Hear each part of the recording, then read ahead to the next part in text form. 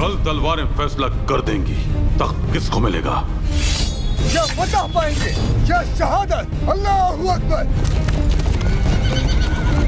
हम सुल्तान को जंग के लिए रुखसत करके आ रहे हैं। पिछली जंगों से बहुत मुख्तलिफ है ये जंग। दमश्क की फतह हर दर्द की दवा है। जंग के नक्कारे बजा दिए जाए। नूरुद्दीन जंगी आखिर अपने आप को समझता क्या है? तख्त की ये जंग मौदूद को जीतनी चाहिए। आज हम दोनों का हिसाब मेरी तलवार साफ करेगी, फिर मेरे नाम का सूरज तुलू होगा। वो सूरज निकलने से पहले ही गुरूब हो जाए।